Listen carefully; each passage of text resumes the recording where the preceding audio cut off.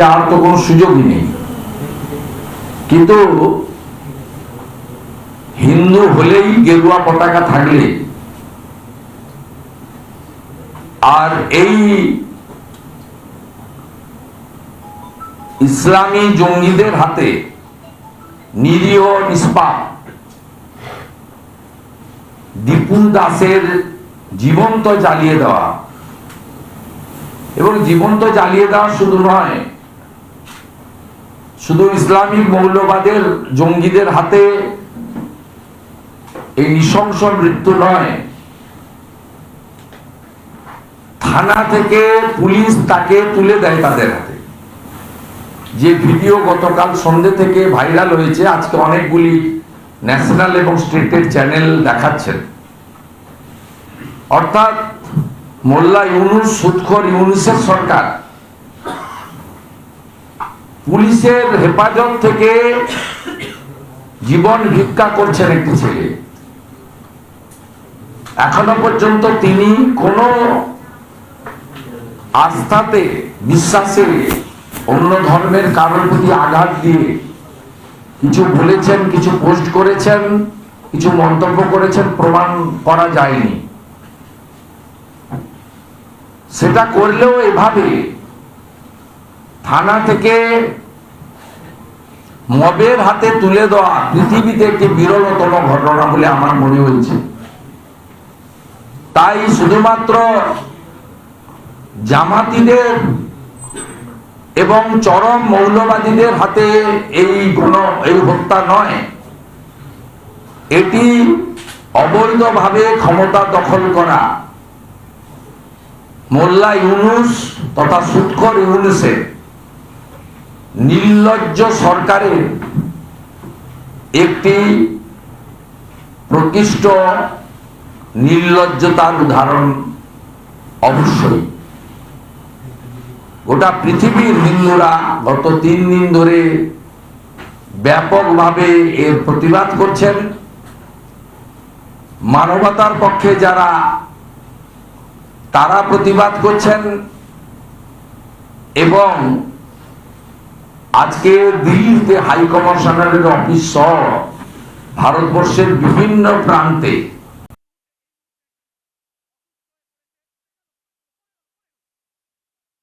ভারতীয় জনতা পার্টি বা কোন রাষ্ট্রবাদী সনাতন সংস্কৃতিকে সম্মান জানানো সংগঠন নয়, সাধারণ মানুষরাও রাস্তায় নেমেছেন।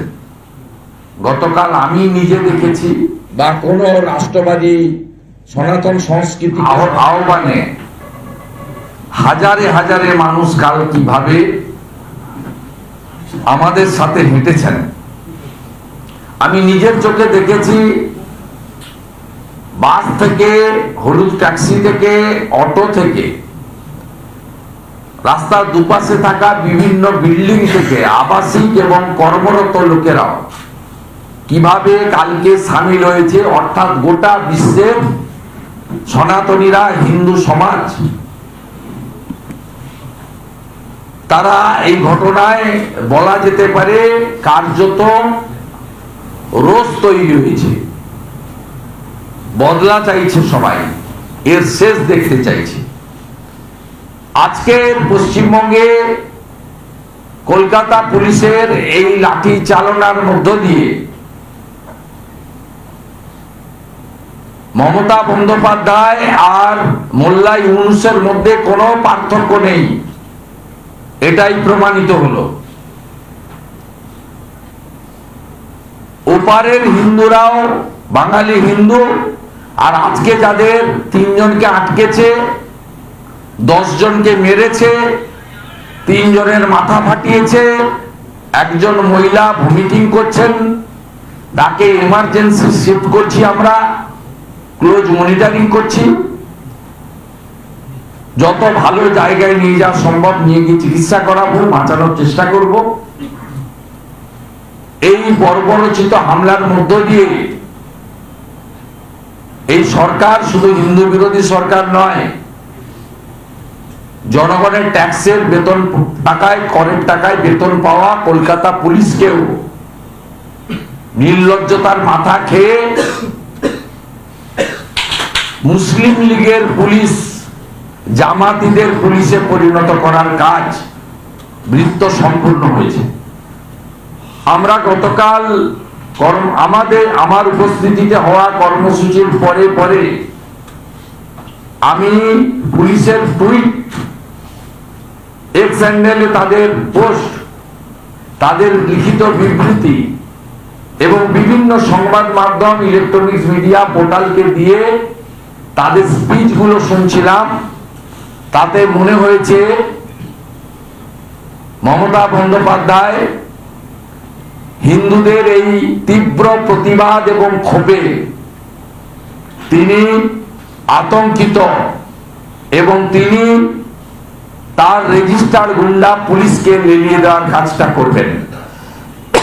ঠিক সেই ঘটনাই আজকে ঘটল এবং কালকে পুলিশ যে বক্তব্যটা বারে বারে রেখেছে, আপনাদের অনেক চ্যানেল পুলিশের কথা দেখাতে বলতে বাধ্য হয়েছেন। তাতে তারা বলেছে যে এই ঘটনার সঙ্গে হরগোবিন্দ দাস, চন্দন দাসের মৃত্যুকে লিঙ্ক করা হচ্ছে, এই ঘটনার সঙ্গে ধুলিয়ান শামসেরগঞ্জের ঘটনাকে যুক্ত করার প্রয়াস নেওয়া হচ্ছে। আমি পিচ রাস্তায় বসে হ্যান্ড মাইকে যে কথাগুলো বলেছিলাম, যে ব্যক্তি ভিন্ন, আক্রমণকারীরা একই, জায়গা দুটো আলাদা, পদ্ধতি কার্যত এক, অর্থাৎ এপারের হরগোবিন্দ দাস, চন্দন দাস, ওপারের দীপুচরণ দাস, একদম সেম, শুধু দিনটা আলাদা, সালটা আলাদা, স্থানটা আলাদা, সময়টা আলাদা, নামটা আলাদা। পশু কাটার তরবারি দিয়ে ওখানে কুপিয়ে কুপিয়ে খুন, আর ওখানে মিথ্যা অপবাদ দিয়ে প্রমাণ ছাড়া দোষী সাব্যস্ত করে প্রথমে গণপিটুনি, আধমরা করা, তারপরে জীবন্ত হিন্দুকে জ্বালিয়ে দেওয়া, সেই ঘটনাকে সোশ্যাল মিডিয়া, ফেসবুকে লাইভ করা, একদম সেম। পুলিশ আরো বলেছে, আমরা তো ধুলিয়ান শামসেরগঞ্জের ঘটনায় ব্যবস্থা নিয়েছি, চার্জশিট দিয়েছি, কোর্টে মামলা বিচারাধীন। এর সঙ্গে যারা ময়মনসিংহের বাঙালি হিন্দু পুড়িয়ে মারার ঘটনা সম্পৃক্ত করবেন, তাদের বিরুদ্ধে ব্যবস্থা নেব। এটা তো কালকে হুমকি ছিল। বিচলিত মুখ্যমন্ত্রী, তার সরকার হিন্দুদের ক্রমবর্ধমান রাস্তায় বেরিয়েছে প্রতিবাদে ভয় পাচ্ছিলেন। তাই আজকে বর্বরচিত ভাবে মারা হয়েছে। আমরা ভিডিও দেখে এই পুলিশগুলোর নাম আইডেন্টিফাই করব। আমাদের ধারণা এই পুলিশগুলোর মধ্যে একটা বড় অংশ ভুয়া ওবিসি সার্টিফিকেট দিয়ে ওবিসি কোটায় তৃণমূলের আশীর্বাদ নিয়ে এই আগামী বিগত 8-10 বছরের মধ্যে চাকরি পেয়েছে। যে ধরনের টার্গেটেড লাঠি মারা হচ্ছিল, যেভাবে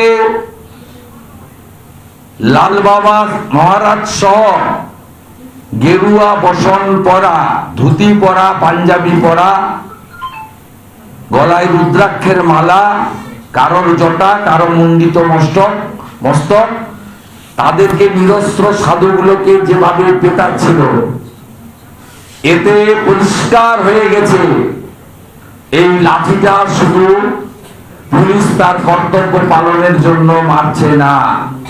যারা এই ঘটনা ঘটাচ্ছেন তাদের মধ্যে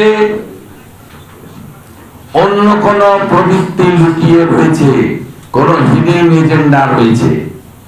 আমরা এটা ছাড়ব না।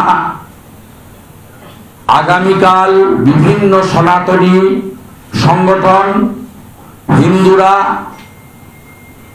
বাংলাদেশ পশ্চিমবঙ্গ বর্ডারের বিভিন্ন জায়গায় কোথাও 1 ঘন্টা কোথাও 2 ঘন্টা অবরোধ করবে, সিম্বলিক অবরোধ হবে। 26 তারিখে আরো বেশি সংখ্যা নিয়ে আজকে ডেপুটি হাই কমিশনারকে তৃতীয় চিঠি পাঠিয়েছি as a leader of opposition, আমাকে মিট করতে দিতে হবে সেকেন্ড হাফে। আমি রেসপন্স পেলে গুড, রেসপন্স না পেলেও যাব। সমগ্র হিন্দু সমাজকে 26 তারিখে আমাকে যদি অ্যালাউ করে আমি একাই মুভ করব, আমাকে যদি অ্যালাউ না করে আপনারাও আমার সঙ্গে আসবেন। আমরা এদেরকে শান্তিতে এই ডেপুটি হাই কমিশনার সহ বাংলাদেশের মুসলমানদের হিন্দুস্থানে বঙ্গভূমিতে শ্রী চৈতন্যদেব স্বামী বিবেকানন্দের মাটিতে, স্বামী প্রণবানন্দের ভূমিতে ডক্টর শ্যামাপ্রসাদ মুখার্জির তৈরি করা বাঙালি হিন্দুদের হোমল্যান্ডে আমরা সুস্থভাবে তাদের কাজকর্ম করতে দেব না। গণতান্ত্রিক শান্তিপূর্ণ ভাবে হিন্দু সমাজকে ঐক্যবদ্ধ করে আমরা এই আন্দোলনের তীব্রতা বাড়াবো। 25 তারিখ অটল বিহারী বাজপেয়ী ভারতরত্ন, তার জন্মজয়ন্তী রয়েছে। 25 তারিখ তুলসী পূজন দিবস রয়েছে, তাই 25 তারিখে কার্যক্রম আমরা করব না। কালকেও হবে, স্থানীয় স্তরে হবে কালকে। আর 26 তারিখে ডেপুটি হাই কমিশনার কলকাতার অফিসকে মমতা ব্যানার্জির ভাষায় ঝুলিয়ে দেওয়ার ব্যবস্থা আমরা করব। নানা ধরনের কন্টেন্ট দেখার জন্য লাইক করুন, শেয়ার করুন আমাদের ফেসবুক পেজ, সাবস্ক্রাইব করুন আমাদের ইউটিউব চ্যানেল। পাশাপাশি অন্যান্য ব্রেকিং নিউজের জন্য অবশ্যই চোখ রাখুন রিপাবলিক বাংলায়।